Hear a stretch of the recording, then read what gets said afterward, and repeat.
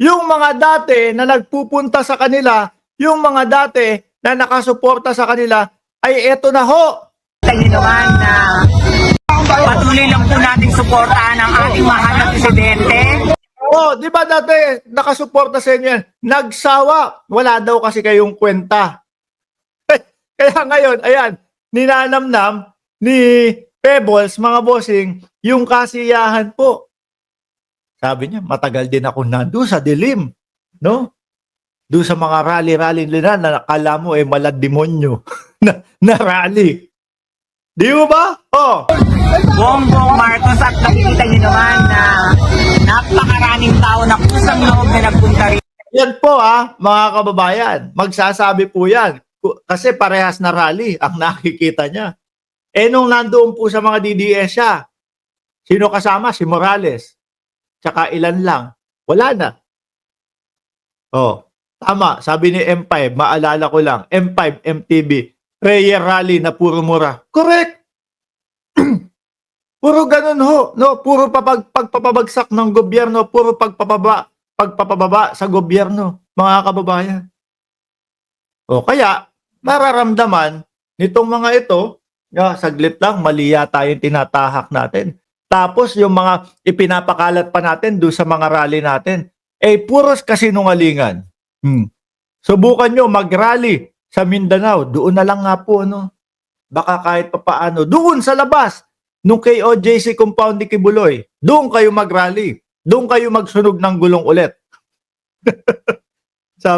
sabi ni Morondos, Mildred, dami mong pira, zero, kaya ganyan kami pobre, pobre kami sa imo kung ano daw? Hindi ko naintindihan. Diyos ko po, mamaya na yan. Sabi ni Saldi, Insieto, mga DDS, rally, mga gutom at walang pera. Uy, sir, meron daw doon. Naalala mo, nung sinabi ng PNP, allegedly, meron daw bayaran na 500 piso. Kaso, kinupit pa yung 300 piso. 200 na lang ang naibigay doon sa sa mga nagrally. Ano ba yun? Gusto nyo pumunta sa inyong mga rally. Kaya kayo nagbigay ng pera na 500 daw po. Tapos kukupitan nyo pa. Mawawalan talaga ng gana yung mga sasama sa inyo dyan. Di ba, Sir J. Timblique? Sabi ni Sel Ordanyes, pumunta nga si BBM sa Mindanao. Nabigyan ng lupa ang mga magsasaka. Bakit di kayo nagrally? Para bang hawak mo lahat ng tao sa Mindanao? Di ba? Mga kababayan, wala na ho yung mga yan.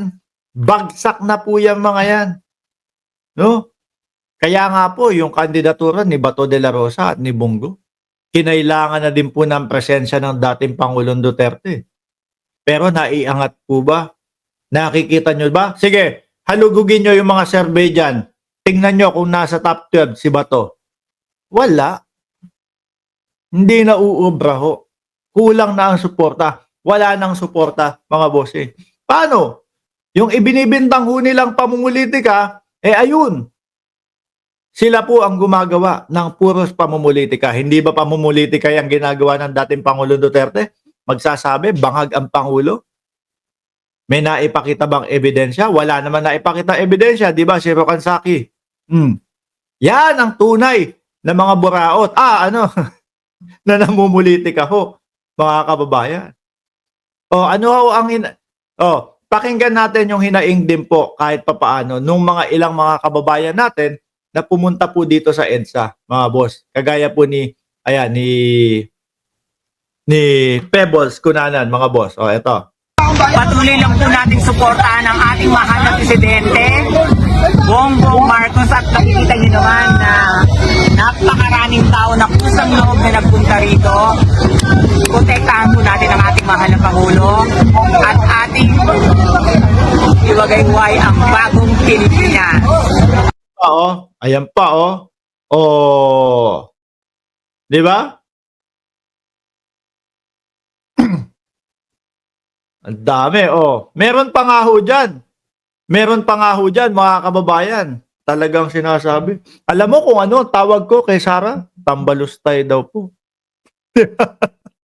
Tambalustay daw dahil ano hindi maipaliwanag yung confidential fund. Sa tingin mo, si Bungo, papasok kaya yan sa Magic 12? Malalagas din ho yan si Bungo? No? Alam naman ng taong bayan na yung ipinagmamalaki niya na malasakit, sinabihan niya si dating Senador Trillanes, tamad daw ho si Trillanes. Samantalang mga kababayan, yung kanya, nag-iisang malasakit yung pinagmamalaki niya. Sir Jordan, pakiangat mo nga yung isang loyalista, no? Paki-up mo yung isang loyalista na galit kay VP Sara, no? Para maipakita natin dito sa ating mga manonood. Nasaan ba 'yon? Wait lang, ako na. Hahagilapin ko. Nandito lang ho 'yun.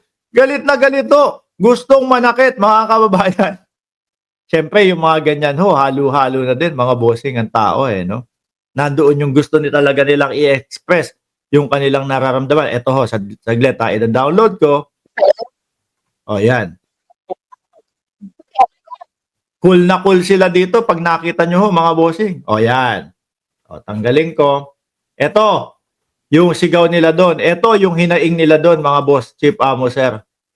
Ito, o, game. Subukan niya, baka siya ang unang ilibing. Gusto ko Dito po, pinag-uusapan nila, mga kababayan, yung sinabi ni BP Sara na ipalilibing daw ho, no? Yung huhukayin yung pagkakalibing ng dating Pangulong Marcos Sr. Naalala niyo po yun sa press conference? Sige, huhukayin ko yung libingan ni dating Pangulong Ferdinand Marcos Sr. Tapos itatapon ko sa West Philippine Sea. BP, subukan mo daw, Baka ikaw daw ang ilibing ng mga netizen. Na pangalawang pangulo siya.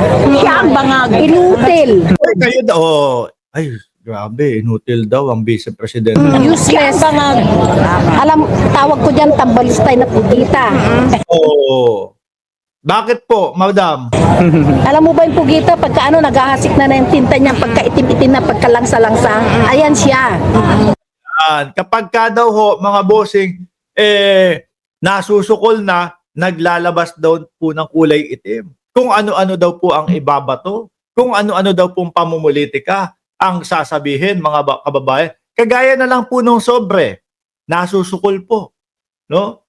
Yung sobrang may naglalaman po ng 25,000, may naglalaman yata na 50,000. Aba, ibinintang sa First Lady.